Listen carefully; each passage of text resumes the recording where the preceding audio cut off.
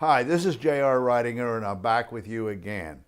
In this session, I'd like to discuss what does the unfranchised system really mean? And do you really understand it and follow it? You see, following the unfranchised system works. Period. It works. Deviating from the system, however, increases the reliance on the individual to sustain the business while increasing the probability of failure or decreasing duplication. Now, beating the system does not work. It never has worked. Oh, excuse me. It might work for a while at the expense of the company and other unfranchised owners while it's hidden. However, it always boomerangs and eventually will fail. It's inevitable. It is a simple matter of time, and there's consequences that come with it. So it really never does produce lasting residual income, which is the purpose of the business. So why even bother? In fact, every time over the past 25 years when someone has done something that is not part of the unfranchised system, which is a system that is tried, tested, and proven, their system has eventually failed. If they're doing something that is truly great, financially sound, regulatorily in line, and duplicatable, it becomes part of the unfranchised system when approved by the executive sales team, corporate team, management team, advisory council, and me. Why? Because we know what works and what makes sense, and our success speaks for itself. So if it's good enough for one, it must be good enough for all. And it must benefit everyone equally and not cause one UFO to benefit at the expense or detriment of another. And it must not undermine the company's stability, integrity, or fiscal soundness for the sake of longevity, which protects every unfranchised owner's residual income, and that's what it's all about. So understand that if everyone did things differently, there would be no unfranchised system. This method defeats the purpose, and it actually causes us to become a non-system, an anarchy or free-for-all method, resulting in confusion, less duplication, and less success. If one does not follow the unfranchised system, they cannot be a trainer, speaker, event coordinator, or promoted as a successful UFO in the eyes of others, and will not be used in the GMTSS or the unfranchised training system. They can do their own thing in their own business or organization if it doesn't violate the agreements, policies, and procedures, and if it's legal. However, they're not allowed to teach it to other groups or to participate in the unfranchised system, such as the certified trainings, university trainings, or publish their method, or participate as a trainer or event coordinator or speaker in the GMTSS. Why? Well, it contradicts the unfranchised system and causes confusion and dilutes duplication. That's why. So once this becomes beating the system and violates the rules, it is the anti-unfranchised system and is out of bounds legally, which requires corrective action. So why even have an unfranchised business? The unfranchised system with the technology, systems, products, etc., would be worth over $100,000 if an individual had to pay for it. Maybe they would value it more and follow it then. But we give it for $129.95, which doesn't even cover the operational costs. We subsidize it to make it available to the average person, practically for free. And there has to be some consideration for the agreement to even be valid. The result is often ironic, as many UFOs treat it like a $129 business rather than a $1 million business or even a $129,000 franchise. If they treated it as such, they would probably be extremely successful. So becoming an unfranchised owner is only meaningful if one learns the basic five and treats it like a business doing the result-producing activities. It is basically a tryout or test market or apprenticeship. Maybe it's better described as going to college and getting a degree.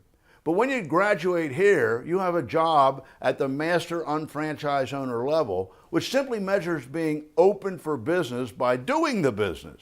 Although one may sign up or apply, this doesn't mean that they really have a business, that it's really opened. They have to do the unfranchised system or the basic fundamental result-producing activities for their business to be open. You can't buy a business and never show up for work and say that you have a business. So, from my expert opinion, a master unfranchised owner has opened their doors for business by showing up for work in order for them to actually have a real business. So let's stop lying to ourselves or fooling ourselves. It is what it is.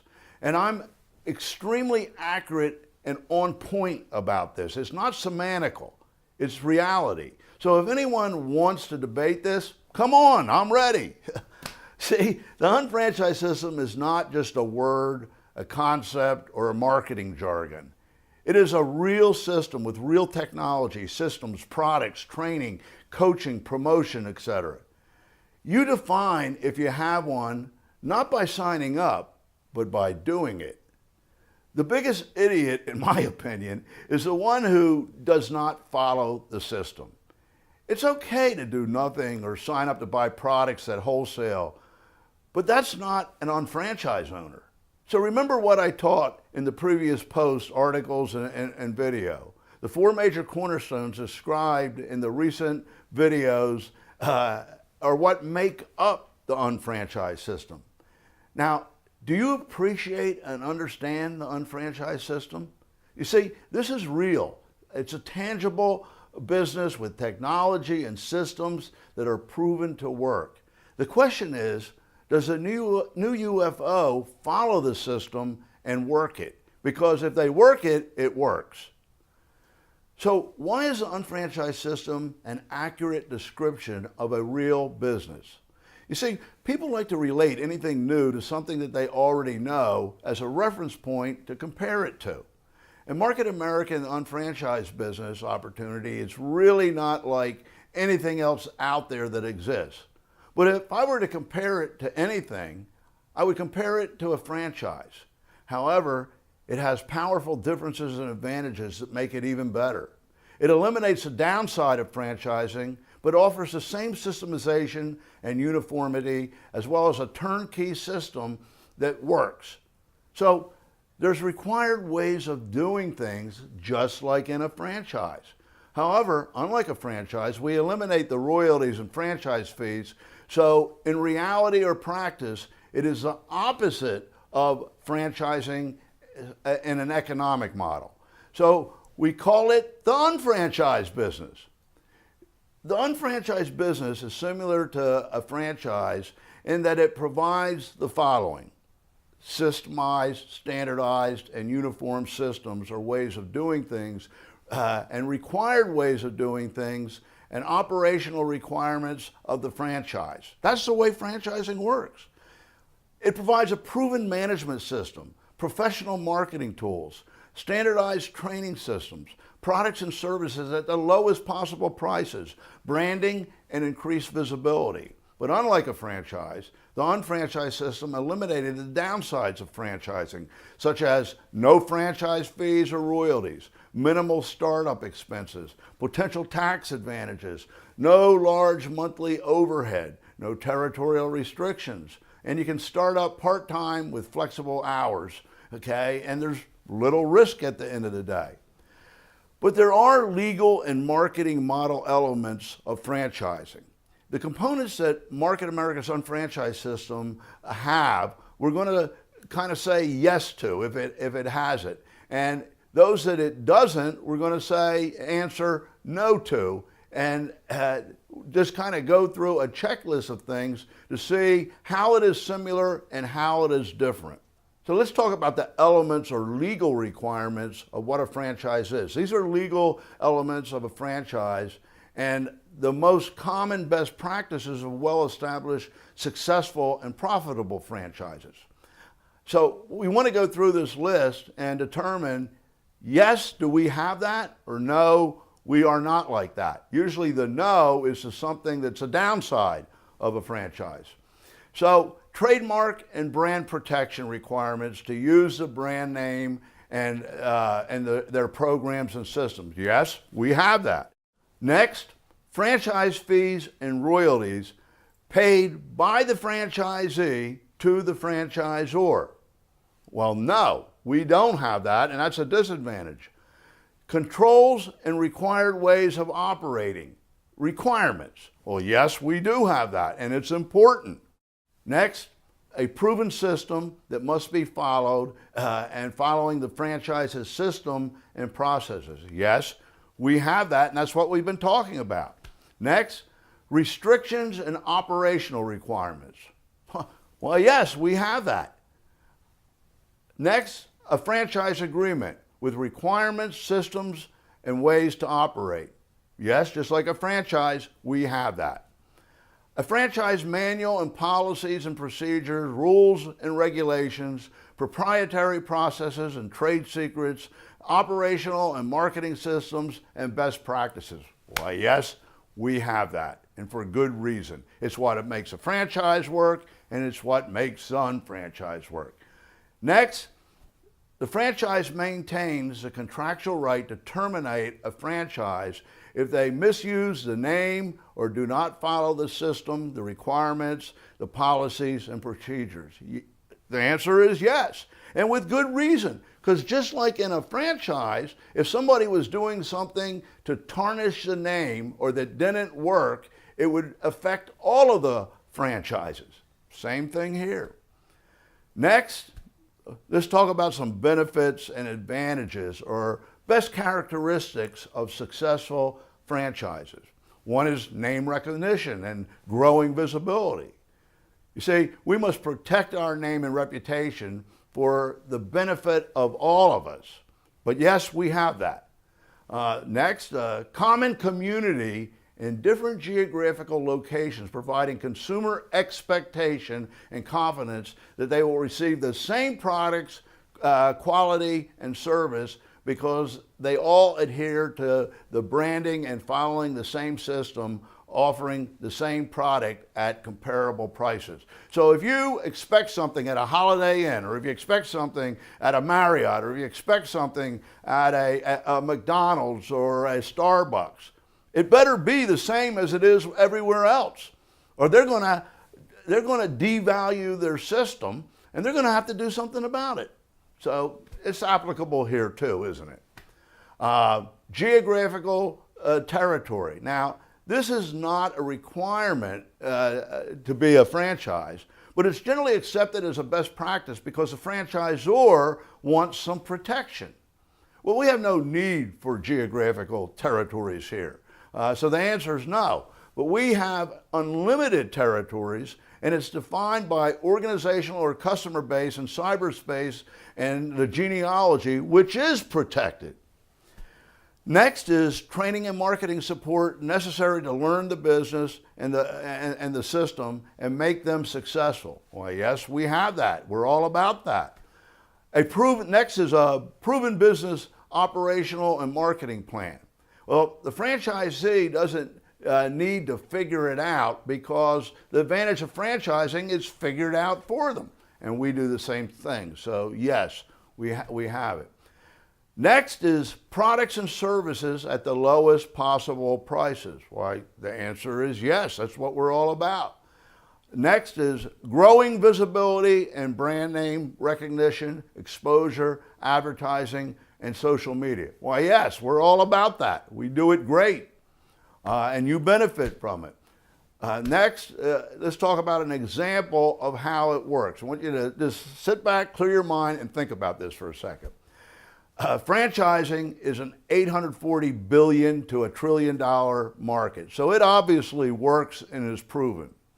Now, how is it that it actually works? Well, the franchise fee pays an average of $30,000 in franchise fees for a service-oriented franchise without equipment or real estate and equipment leases. It's basically just a system or business model.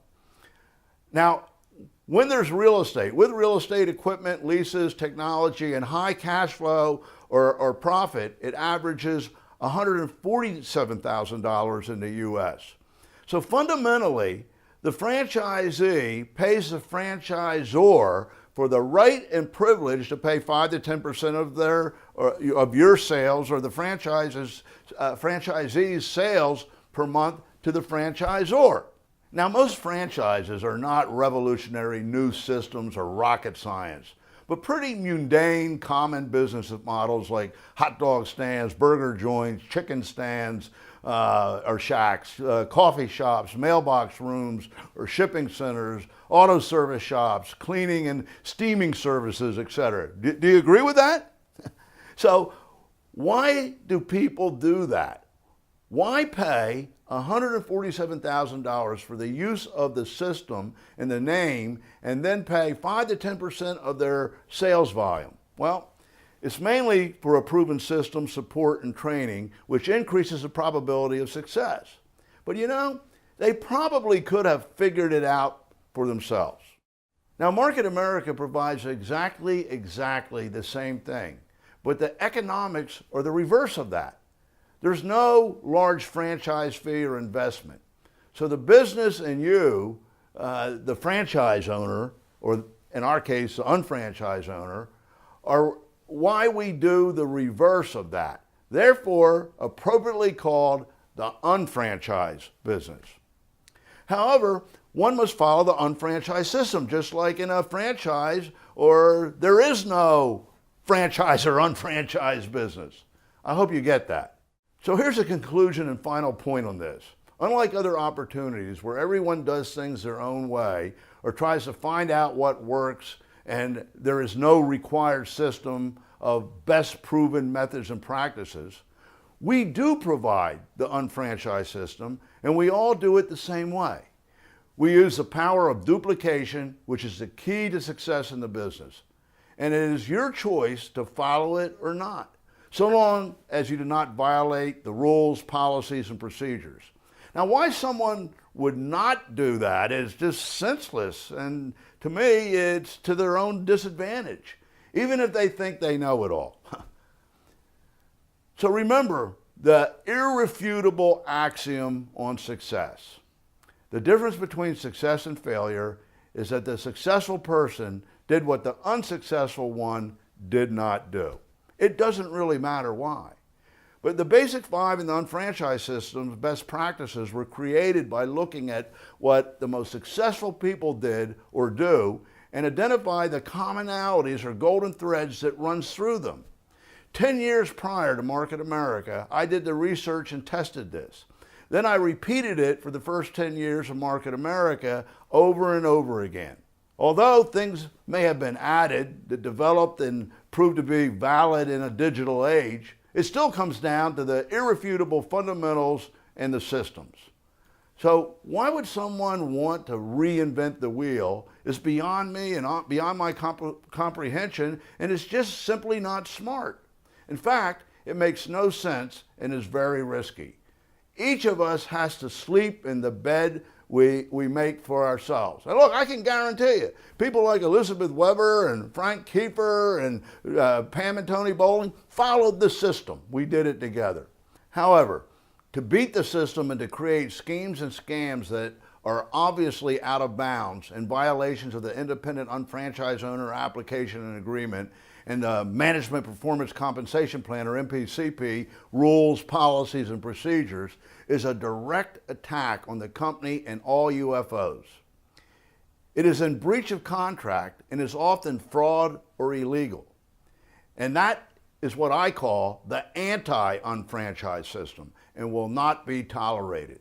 Duplicating it and hiding it makes the one doing it an outlaw with me and the company.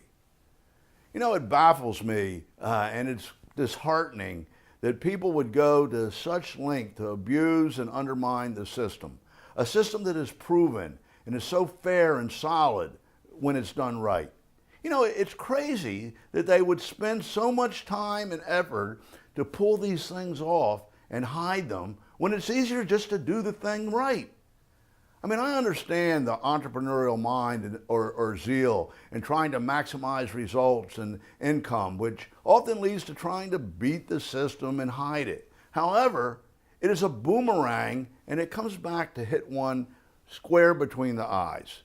It's actually stealing from the company, and when one beats the system in this way, they have a self-destruction mentality. This mentality ultimately leads back to them and has severe consequences, requiring them to pay back the invalid commissions or other sanctions or even termination or legal action. So if they were to succeed or continue to succeed and hide it, the MPCP would go out of control. This could also end up being a regulatory problem, resulting in regulatory action and destroy the company. So it's either them or the company. It's either them or the legitimate UFO community. Which is it?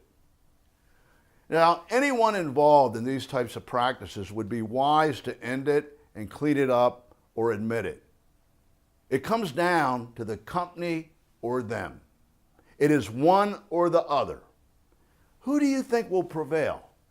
I have a tremendous responsibility leading a company that provides income that tens of thousands of families have relied on for years. It's my baby, and it's my baby that these people are trying to kill. So who do you think will prevail? This is just not a matter of right and wrong. It is very personal. And I find it incredulous that both the company and myself go to such lengths to make the opportunity and system better, easier, more profitable for the field's benefit, and then it is manipulated and abused by some. I feel that we do it with the purest of intentions and love for the field. Then people insult and abuse us by using it to cheat and gain at our loss, and ultimately all UFOs' loss, in a way that it was not intended to work. It was great just the way it was, and it was of tremendous benefit to everybody. So it just baffles me why people would do this. But instead of just doing it the way the system should work, they bastardize it and manipulate it into something that it was clearly not meant to be.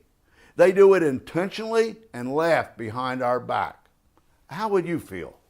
Just an example. You know the challenge of keeping Market America proprietary brands off the auction sites and selling sites like eBay and Amazon.com. Now, we are vigilant about it and even develop all types of technology detection and prevention measures, as well as terminating those who do it, and we even have relationships with those companies to stop it and prevent it. Now, there was a recent UnFranchise News blog post article about this, and it got a tremendous response. Yet, as much as we do, it multiplies faster than we can stop it. It's baffling because we do so much to prevent it. It's frustrating. But why is that?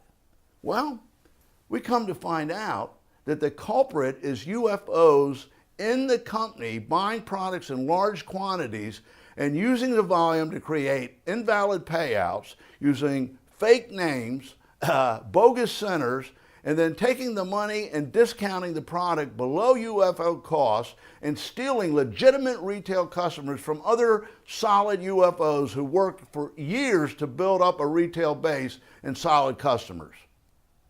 I mean, how do you feel about that? Fundamentally, they are destroying the market at other UFOs' expense. So what do you do about that? You see, if you would turn them in, we would be better able to eliminate the culprits and take legal action and return the customers to where they belong. The crazy thing is that it's not third parties causing this, but it's our own active scamming UFOs. The good news is that the UnFranchise system has worked for 25 years, and those who follow it have lasting success. The majority of the successful UnFranchise owners have used it and are beacon lights for others to follow. And the company is solid because of it, and UFOs succeed in developing the ultimate prize in earning a living, residual income. Residual income requires profitability, stability, or longevity to be valid, because it's not residual if it goes away. So that is a fact. And that is what we have built as an organization and a company. Now in the next video, We'll examine how the MPCP and unfranchised system were created and evolved, and why the result is a revolutionary system that is tried, tested, and proven and works for the average person. That's what it's all about. So remember, I believe in you, and the most important thing is that you keep growing.